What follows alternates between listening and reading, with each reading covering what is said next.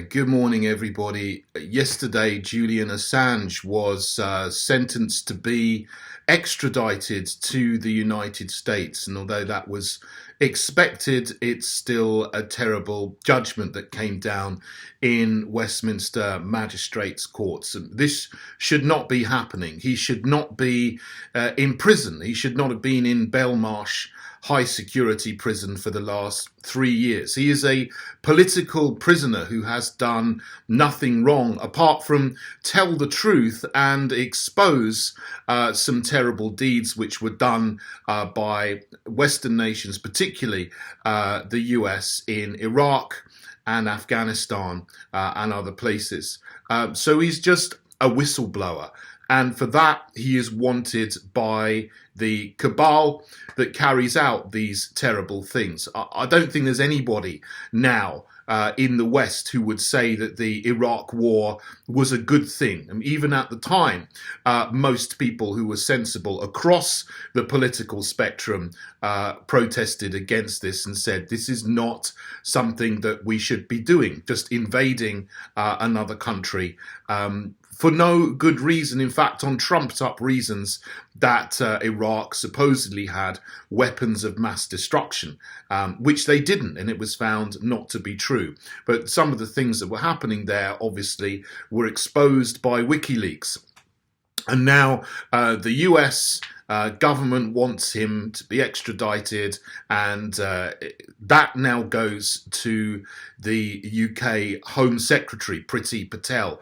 So his life is now literally in her hands, and it's not expected that she'll do the right thing. I hope she does, but you know, she's usually not on the right side of things. Let's just say that. To be polite. She could do the right thing by the middle of May when she has to make the decision to carry out the extradition or not. She could do the right thing.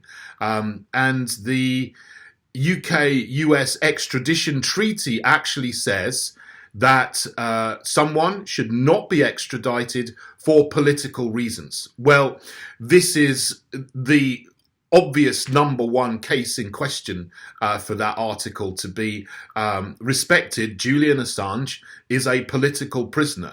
The extradition from the UK to the USA would be for political reasons. So under the terms of the extradition treaty, he should not be extradited because this would be for political reasons. So if she doesn't respect that, then she is not respecting any kind of the safeguards which are in the treaty and walking all over human rights. And this is a government that pretends that they're all for freedom of speech and they're all for human rights. Well, this is a test for them. If they don't do the right thing in this case, then they are clearly absolute hypocrites. So they should do the right thing. You know, I can't say. We got to hold judgment till May the 18th, I think, is when they make the decision. And see till then. You know, and people are going to be writing to Priti Patel asking her to not extradite him and to release him, which is what should happen. So we'll see. We'll see what happens. You know, it's a terrible situation. With a journalist being put in prison for journalism. What disturbs me, you know, being on the right of politics, if you like, is that there are very, very few other people on the right of politics who are speaking up about this. We're supposed to be for freedom of speech, freedom of assembly, our fundamental freedoms, all these things. And yet, the people that are most speaking about this are people that I wouldn't agree with on most other things, but some people on the hard left of politics are speaking up for Julian Assange. So again, on most things I wouldn't agree with them, but on this, on standing up for freedom of speech and freedom to report things and to whistleblow when our own nations are doing something wrong, is something that should not be limited to the hard left. We should be speaking out across the political spectrum. I must say, respect to Peter Hitchens, who's the only other person I see on the right who has consistently spoken up for Julian Assange to be freed. Obviously, he's not a politician, he's a journalist, and can understand that if they can do this to one journalist, they can do this to any other journalist down the line. So all the journalists in all the papers and all the television stations who are silent, this could happen to you. You know, so don't think that your silence and your acquiescence to this is going to save you 2 years or 5 years or 10 years down the line if they continue to erode our freedoms with the legislations that they're bringing in at the moment.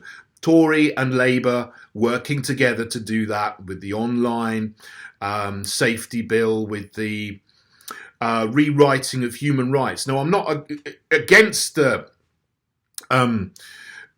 repeal of the Human Rights Act in principle, because our human rights don't come from that act. That was brought in by Tony Blair, and it's got its own problems and issues.